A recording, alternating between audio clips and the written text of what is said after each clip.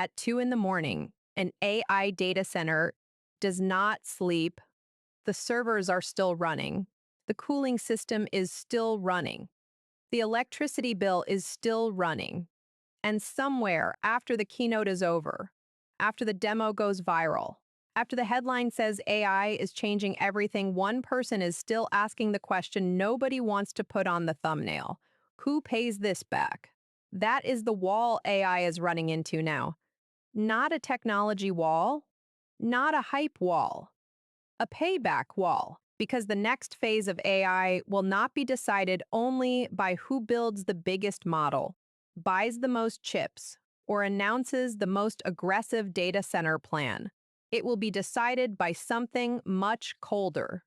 Can you turn all that spending into customers who use it, pay for it, and come back next year?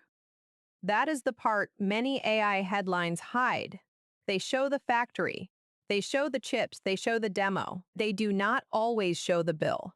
Reuters has reported that Alphabet, Amazon, Meta, and Microsoft are expected to put about $650 billion into AI-related infrastructure in 2026, up from about $410 billion in 2025.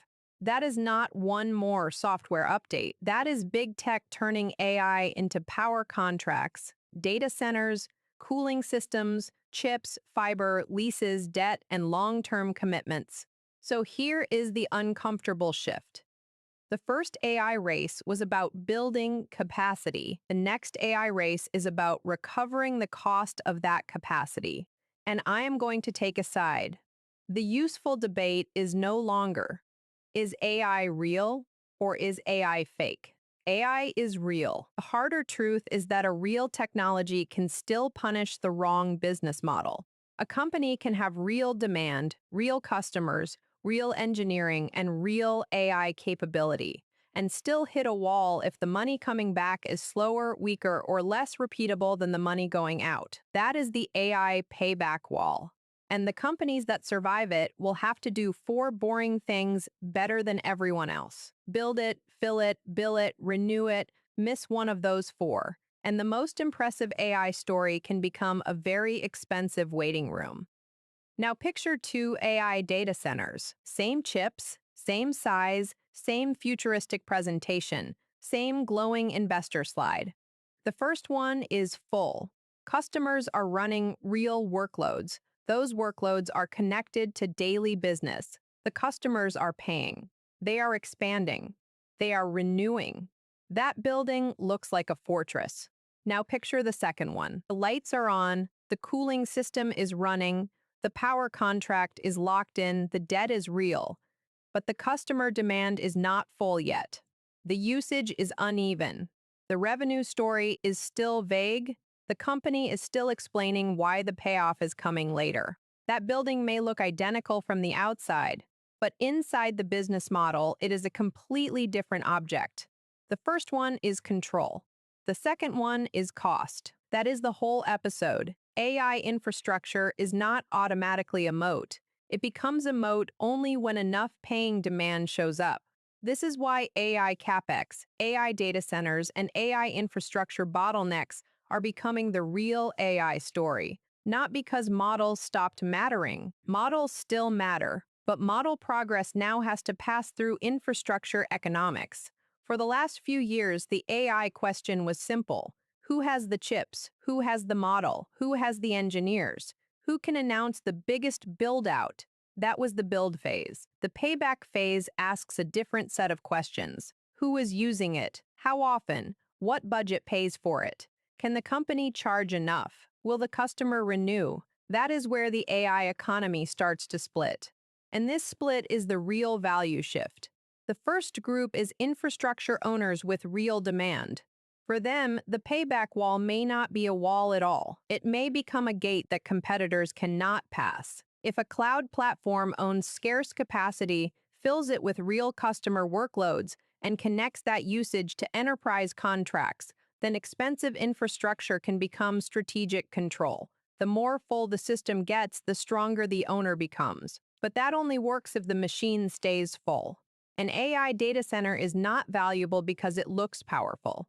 It is valuable because customers keep using what it produces. The second group is platforms with distribution. This is where Microsoft, Alphabet, Amazon, and Meta become useful examples, not as stock picks, but as business models. Microsoft does not have to sell AI only as a separate miracle. It can push AI into productivity software, developer tools, enterprise workflows, and cloud usage. The payback question for Microsoft is not, can it say AI in a keynote? The question is whether employees actually open the AI tool inside the software they already use, depend on it during the workday, and give the company a reason to keep charging for the seat. Alphabet faces a different version of the same test. The question is not just whether it can show a smarter answer. The question is whether AI protects or improves the economic engine around search, advertising, cloud, and user attention, without destroying the margins that made that engine valuable. Amazon has another version. The question is not whether AWS can rent more compute during an AI excitement cycle. The question is whether AI workloads move from experiments into production systems that keep consuming cloud capacity month after month. Meta has its own version. The question is not whether AI can generate impressive content. The question is whether AI makes advertising, recommendations, business messaging, and engagement more valuable than the infrastructure behind them is expensive. Different companies, same payback test. And here is where the story gets more brutal. In online AI debates, people argue about the smartest model. In business, the winner is often the company that controls the budget, the workflow, the customer relationship, and the renewal. That is why the payback wall is not one wall. It is 4 gates. Gate 1, can you build enough capacity? Gate 2, can you get real users onto that capacity? Gate 3, can you charge enough for that usage? Gate 4, can you make the customer come back next year? Most hype markets stop at Gate 1. Payback markets do not. And this is where the third group becomes exposed. AI apps without repeat workflows. AI tools that look amazing in a demo but do not survive the budget meeting. AI infrastructure sold before enough production demand is visible. AI stories that say enterprise transformation but cannot answer a simple question: which budget pays for this? That is the low point of the AI story, because the demo economy and the production economy are not the same place. In the demo economy, impressive wins. In the production economy, impressive is only the opening scene. After that, the product has to survive security review, it has to fit inside existing systems, it has to train employees, it has to handle compliance, it has to reduce cost or increase revenue. Then it has to renew. A demo can win attention in 5 minutes. Production has to earn trust for 12 months. That is why the CFO becomes the most important character in enterprise AI. Founders want to say, look at the magic. Investors want to say, look at the growth. Engineers want to say, look at the capability. But the CFO says 5 words: show me the payback. That sentence may become the most brutal sentence in the next stage of AI. And it matters especially for agentic AI. Gartner has predicted that more than 40% of agentic AI projects will be canceled by the end of 2027 because of rising costs, unclear business value, or weak risk controls. That does not mean AI agents are dead. It means the market is leaving the fantasy stage. An agent does not just need to answer a question. It needs to take over a workflow that a customer is willing to fund, trust, monitor, and renew. That is a much harder business than a viral demo. And now we get to the part most AI coverage gets wrong. The story is not binary. It is not AI will change everything, or AI is all a bubble. It is not big tech is building the future, or big tech is wasting money. The better frame is this: AI can be real, and some AI products can still fail. AI can transform work, and some AI budgets can still get cut. AI can increase demand for compute, and some infrastructure can still be built too early, in the wrong place at the wrong cost, or for customers that have not arrived yet. The internet was real. Some internet stocks were not. Cloud was real. Some cloud spending was mistimed. Railroads changed economies. Some railroad investors still lost money. That is why the payback wall is not a crash prediction. It is a sorting machine. It sorts capacity from control. It sorts usage from excitement. It sorts real AI revenue from AI narrative. It sorts companies with distribution from companies that need customers to change behavior from scratch. And this sorting process may get louder because the numbers are getting larger. Morgan Stanley has forecast that global AI-related debt issuance could top $570 billion in 2026. That does not mean a crisis is guaranteed. It does mean AI is no longer just a product cycle, it is becoming a capital cycle. And capital cycles have a clock. First, everyone asks, can you build? Then they ask, can you fill it? Then they ask, can you get paid enough to justify what you built? We are moving toward that third question. Now, the strongest counter-argument deserves respect. Maybe the biggest spenders are not overbuilding, maybe they are buying scarce assets early. Maybe power, chips, land, cloud customers, and AI talent become so scarce that the companies spending now are locking in the future before everyone else realizes the price. Maybe today's AI capex looks aggressive only because the market still underestimates future AI data center demand. If that is true, the payback wall becomes a moat. The early builders get the best capacity, they get the best customer relationships, they get the best integration points, they get lower relative costs and more strategic control. That bullish case is not stupid, but it has to be earned. The right answer is not spending good or spending bad. The right question is this: what has to be true for the spending to work? Three things have to show up.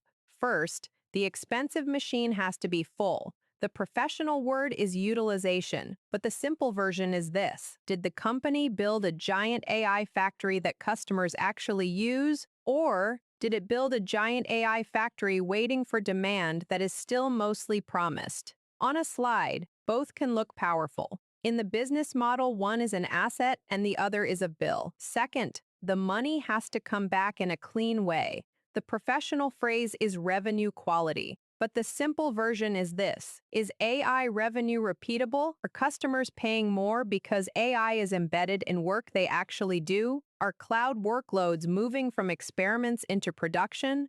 Are employees using the tools daily, or did they test them for a week and go back to the old process? A company saying AI helped growth is not enough. The payback question is whether AI creates money that repeats, renews, and connects to a real workflow. Third, the funding pressure has to stay manageable. When AI build-out requires more capex, more leases, more debt, or more outside financing, the clock gets louder. This does not mean the largest platforms are weak. Many of them have enormous cash flow and strategic reasons to keep building. But the standard changes. The market will ask not only how much capacity is being built, it will ask how that capacity is funded, how quickly it becomes productive, and whether this spending makes the core business stronger. This is where smaller AI companies face a different problem. A big platform can bundle AI into an existing product. A startup may have to convince a customer to create a new budget line. A cloud giant can connect AI demand to existing enterprise relationships. A standalone AI app may have to keep proving that users come back, pay again, and do not churn when a larger platform copies the feature. That is not fair. But payback markets are not fair. They reward control. And here is the question that should divide the comments: does capacity create demand? Or does demand have to prove the capacity was worth building? One side believes the companies that build first will own the bottleneck. The other side believes some builders are running ahead of customer budgets. Both sides can be partly right, but only one side gets paid on each layer. That is why I am not saying the AI boom is fake. I am saying the AI is real argument is no longer enough. Real technology does not automatically create good economics. Real demand does not automatically fill every data center. Real users do not automatically become profitable customers. Real capability does not automatically become pricing power. That is the wall.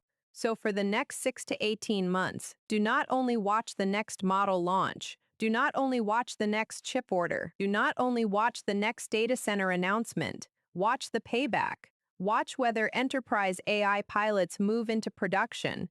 Watch whether AI products become daily workflow, not quarterly experiments. Watch whether AI infrastructure is full or waiting. Watch whether companies give clearer signals around AI revenue usage, attach rates, renewal, or customer expansion. Watch whether AI capex keeps rising faster than visible demand. And most of all, watch whether the customer, not the press release, starts proving the story. Because if the expensive machine is full, the money comes back cleanly, and funding pressure stays manageable, the biggest AI builders may become even stronger. They may own the infrastructure layer. They may own the distribution layer. They may own the customer relationship. In that version, the payback wall becomes the moment their advantage hardens. But if the machine is not full, AI revenue stays vague, and funding pressure rises, then value may move somewhere else, away from the loudest AI narrative, away from the biggest announcement, away from the company with the most futuristic demo,